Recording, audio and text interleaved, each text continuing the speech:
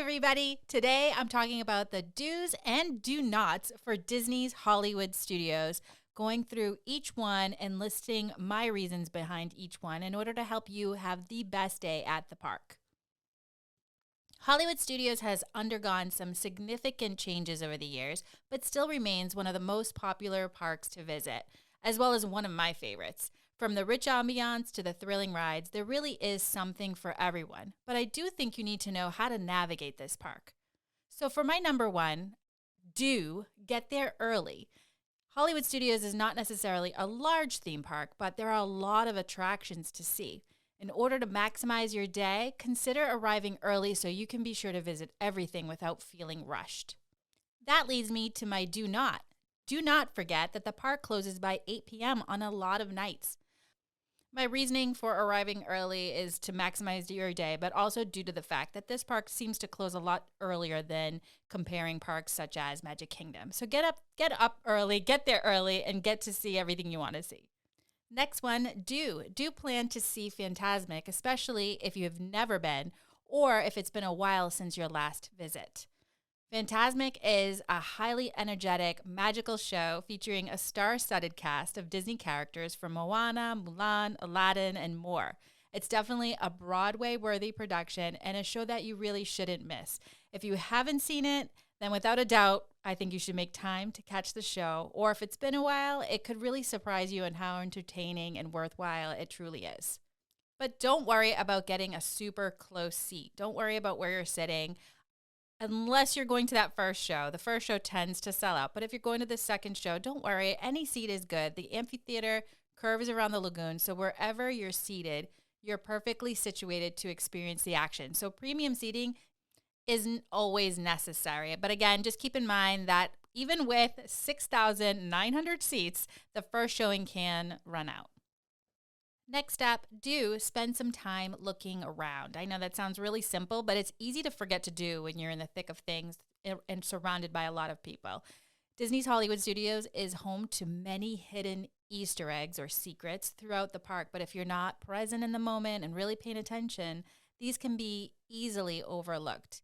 And that said, some of these require some history digging to really comprehend, such as the big giant green dino in the middle of the park. A lot of people don't know what that dino is from. If you are interested in learning more and want a more deeper dive, check out our podcast at Unlocking the Magic Podcast, episode number 419, where you'll hear all about Dinosaur Gertie. Hollywood Studios, it's known for its celebration of cinema and entertainment, really decided to honor this iconic creation by creating Gertie. So if you're interested in learning more, go check out that episode of the podcast and you can hear all about it. Do see Muppet Vision 3D. This is based on the original TV show. You get to step inside. It's 584-seat theater. Watch this wacky, fun 13-minute show and trip through the Muppet Lab created by legendary puppeteer Jim Henson, which was from the Muppet Show, which aired from 1976 to 81. This is just a fun attraction. I always leave with a smile on my face. It's escape that midday heat and get a laugh while doing it, which leads me to my don't. Don't visit Muppets at night. This one might be obvious, but the show is better during the day, and you really, like I said, get away from that Florida heat, beat that heat, and there's quite frankly some better things to do at night than this one.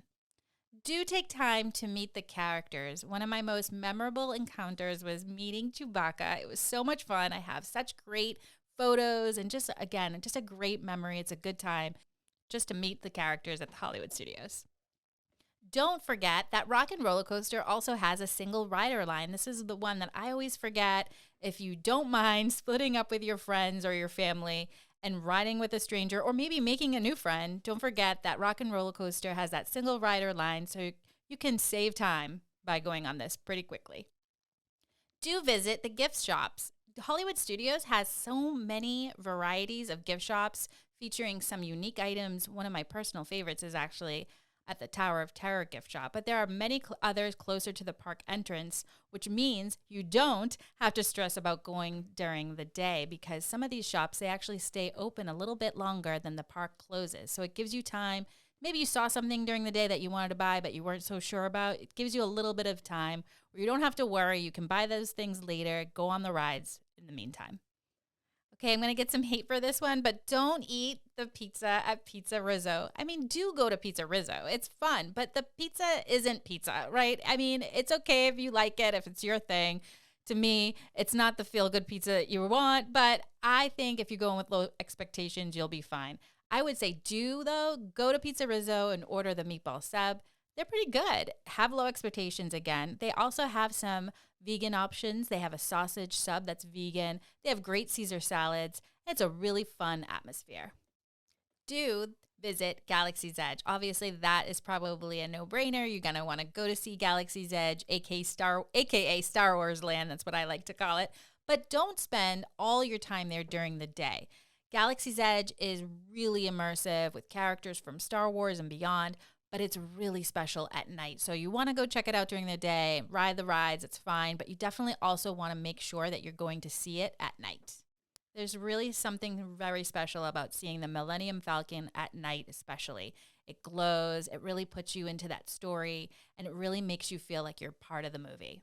This is a quick tip. Do be mindful of the attractions that will sell out first when choosing your Lightning Lane order. So you're choosing your Slinky Dog Dash, Tower of Terror, Smuggler's Run. Just be really mindful of those so you make sure that you're getting to ride those. Do take the Skyliner for transportation. Disney Skyliner has transformed the way of traveling to the parks. With the great views, the Skyliner can really be considered an attraction of its own. But don't board with an impending storm. The only drawback of planning to ride the gondolas can be when there is an impending storm coming. The system has to stop temporarily when there's lightning in the area, just like they would with the boats or certain attractions. So that could mean shuffling to buses and super long lines. Just keep in mind and be rest assured, you'll only be able to board the Skyliner if it's safe to do so, but just be mindful of the weather so that you're not surprised when they have you move to the bus line. And last but not least, do ride Mickey and Minnie's Runaway Railway. Just don't have high expectations. If you're a huge fan of the Great Movie Ride, of course you're going to be disappointed when you're riding this because you're probably really going to miss the Great Movie Ride. But Mickey and Minnie's Runaway Railway is a colorful, fun, indoor attraction with the very first ride featuring Mickey Mouse. So there is some love there that has to be shared for Mickey. But that said, if you haven't visited Hollywood Studios since the Great Movie Ride was removed, you might want to see this with very low expectations. It's a first-of-its-kind ride based on the recent award-winning Mickey Mouse cartoon shorts. Mickey and Minnie's Runaway Railway is the first ride at any Disney park that stars Mickey Mouse and friends. So that's exciting. I remember going on the first time. It's cute. I still love the Great Movie Ride. I'm still always going to love and miss the Great Movie Ride, but this is a fun ride. Just quick tip, don't visit during the day if possible, since there's truly barely any shade in the queue.